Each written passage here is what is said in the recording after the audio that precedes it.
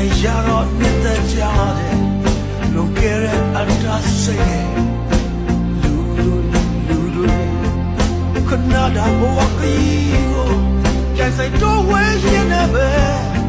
နေဝင်မောချောင်းသွားကြတယ်